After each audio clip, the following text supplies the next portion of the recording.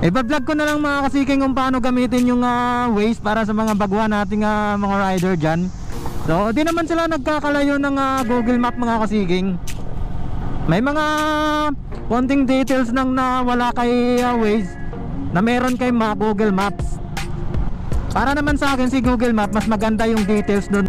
Sa mga medyo nalilito pa po dyan gumamit ng Waze, ito lang yung lagi nating tandaan dito mga kasiking, no? Para hindi tayo malito o maligaw. So makikita nyo dyan mga kasiking yung mga sign, no? And then mapapansin nyo dyan mga kasiking yung number dito sa taas. Ayan, yung 590. May naiulat na traffic habang tumatakbo light tayo camera sa mga kasiking, papalapit ng papalapit sa lilikuan natin, bumababa po yan. So pinaka minimum dyan na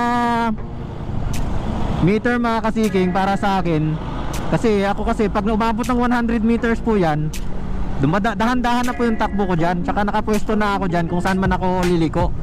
Pag umabot yan ng 50 meters pababa, pwede ka nang lumiko niyan mga kasiking. Tapos dyan makikita nyo din dyan sa taas yung pangalan ng kalsada na lilikuan mo, nakalagay yan dyan.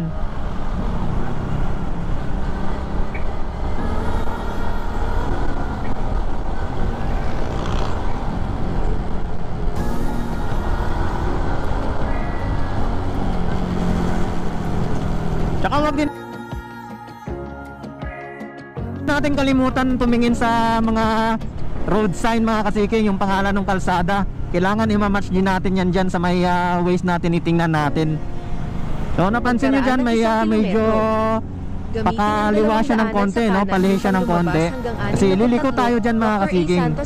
Ngayon pansin nyo dyan yung meters mga kasiking, bumababa yan ng bumababa hanggat papalapit tayo dun sa ating lilikuan. Yun. So makikita nyo dyan sa baba yung pangalan ng kalsada na binabaybay natin, which is Dr. A. Santos no? Avenue. And then nakalagay din dyan sa yung lilikuan, pangalan ng lilikuan natin, yung West Service Road. Mapapansin nyo dyan yung kulay violet, tsaka yung sa taas na kulay blue, kulay light blue ba, yan. So 50 meters yan, pansin nyo 50 meters na lang.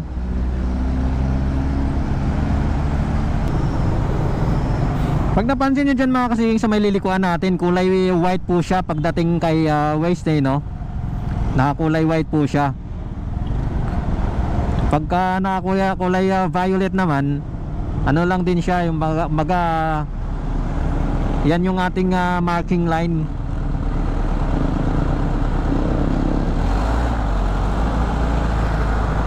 So ayun, nasa 20 meters.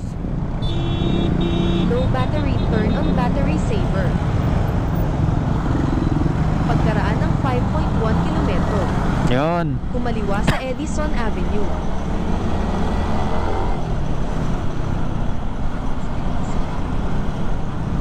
So pansin nyo dyan, nakita nyo kasi nakaliko na tayo.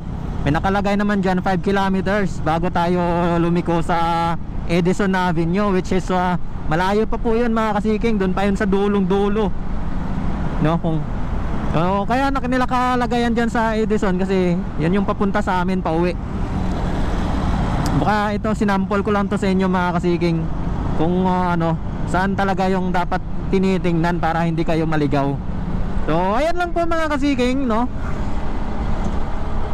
Kumbaga mabilisan lang to mga kasiking, basta lagi nyo lang pong tandaan yung tatlong sign na yan dyan sa Waze, or mapa Google Map man mga kasiking yung gamitin nyo, or basta alin dyan sa dalawa. Hindi naman sila nagkakaiba mga kasiking, you know? Baga konti lang yung difference talaga. Nasa sa inyo na po yan kung saan yung preferred nyo na gagamitin, kung saan kayo mas nadadalian tumingin. Para sa akin kasi parehas ko silang ginagamit, Waze tsaka Google Map.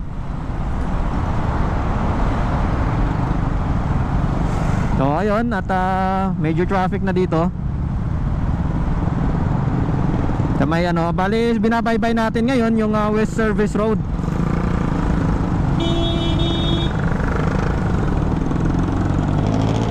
Ayan.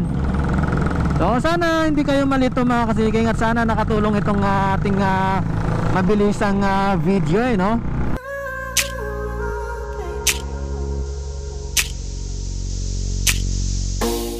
Maraming salamat sa mga subscriber ko nga pala dyan na nakasuporta. Yun, maraming thank you po sa inyo. Hindi pa pala nakasubscribe sa channel natin, please like and subscribe and hit that notification bell button para updated ka kapag may bago pa akong upload na video. Once again, this has been Seeking TV. See you on my next vlog, and peace out.